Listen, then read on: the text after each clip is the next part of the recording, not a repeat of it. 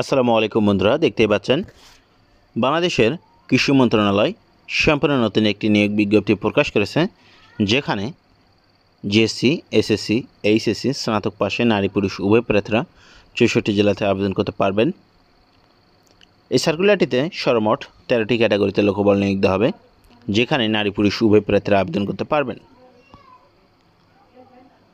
এখানে 13 নম্বরে যে পদটি রয়েছে পদের নাম অফিস সহায়ক, স্থায়ী পদ।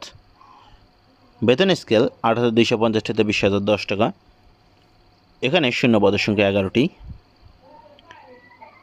এখানে প্রার্থীর শিক্ষাগত যোগ্যতা বাস্তব অভিজ্ঞতা সহ 8ম শ্রেণী পাস থাকলে এখানে আবেদন করতে পারবেন।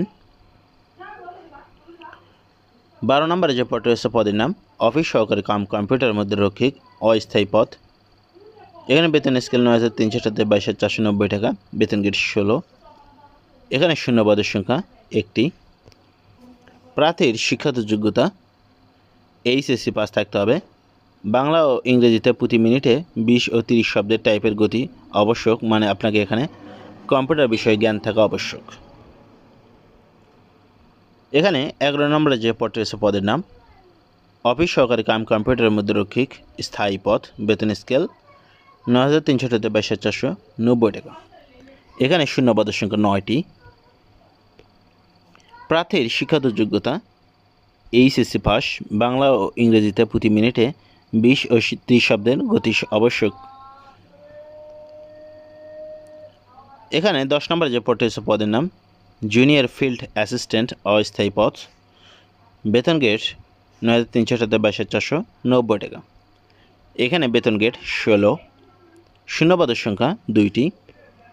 প্রার্থীর শিক্ষাগত যোগ্যতা কৃষি ডিপ্লোমা অথবা কৃষি সনদ অথবা এইচএসসি কৃষি ডিপ্লোমাধারীদেরকে অগ্রাধিকার দেওয়া হবে। যে সকল প্রার্থীরা এসএসসির পরে কৃষিতে ডিপ্লোমা করেছেন তাদের ক্ষেত্রে এখানে অগ্রাধিকার দেওয়া হবে। এখানে 9 নম্বর যে পদটি রয়েছে পদের নাম জুনিয়র ফিল্ড অ্যাসিস্ট্যান্ট, স্থায়ী পদ। বেতন গ্রেড 9,300 থেকে 22,490 টাকা। এখানে শূন্য পদের সংখ্যা 1টি।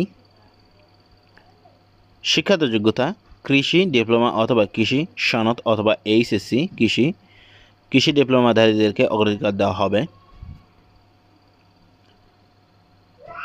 8 নম্বর যে পদটি রয়েছে পদের নাম গুদাম রক্ষক, স্থায়ী পদ। বেতন গ্রেড 9,300 থেকে 22,490 টাকা। এখানে শূন্য পদের সংখ্যা 1টি। প্রার্থীর শিক্ষাগত যোগ্যতা গ্র্যাজুয়েট।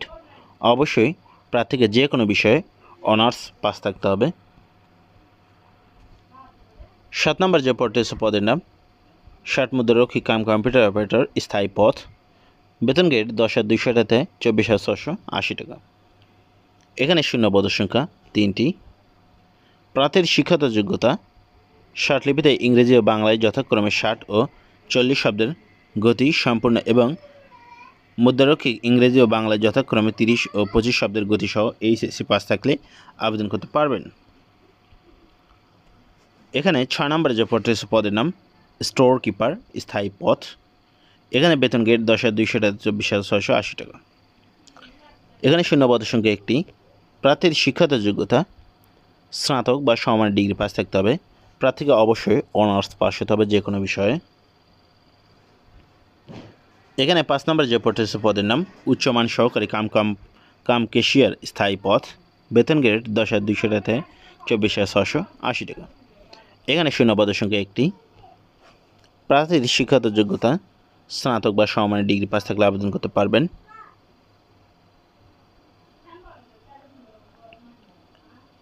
এখানে 4 নম্বর যে পদটি রয়েছে পদের নাম উচ্চমান সহকারী, স্থায়ী পদ। বেতন গ্রেড 10,200 থেকে 24,680 টাকা। এখানে শূন্য পদের সংখ্যা 1টি। এখানে প্রার্থীর শিক্ষাগত যোগ্যতা গ্র্যাজুয়েট।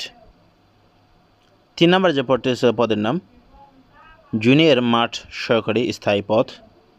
বেতন গ্রেড 10,200 থেকে 24,680 টাকা। এখানে শূন্য পদের সংখ্যা 12টি। প্রার্থীর শিক্ষাগত যোগ্যতা কৃষি ডিপ্লোমা অথবা কৃষি সনদ অথবা এইচএসসি পাস কৃষি ডিপ্লোমাধারীদেরকে অগ্রাধিকার দেওয়া হবে। এখানে 2 নম্বর যে পদটি রয়েছে পদের নাম বৈজ্ঞানিক সহকারী, স্থায়ী পদ। বেতন গ্রেড 11,000 থেকে 26,590 টাকা। এখানে শূন্য পদের সংখ্যা 4টি। শিক্ষাগত যোগ্যতা কমপক্ষে দ্বিতীয় বিভাগে বিএসসি পাস অথবা বনায়ন প্রকৌশলীতে ডিপ্লোমা অথবা 2 বছরের অভিজ্ঞতা সহ বয়ন কোর্সে সার্টিফিকেটধারী আবেদন করতে পারবেন। এখানে 1 নম্বর যে পদটি পদের নাম উপসহকারী প্রকৌশলী machine design and development section স্থায়ী পদ। এখানে শূন্যপদের সংখ্যা 1টি। প্রার্থীর শিক্ষাগত যোগ্যতা কোনো স্বীকৃত বোর্ড হতে মাধ্যমিক স্কুল সার্টিফিকেট বা এসএসসি বা সমমানের পরীক্ষা উত্তীর্ণ হলে আবেদন করতে পারবেন। চলুন এবার দেখে নেওয়া যাক আপনি এখানে কত তারিখ থেকে আবেদন করতে পারবেন।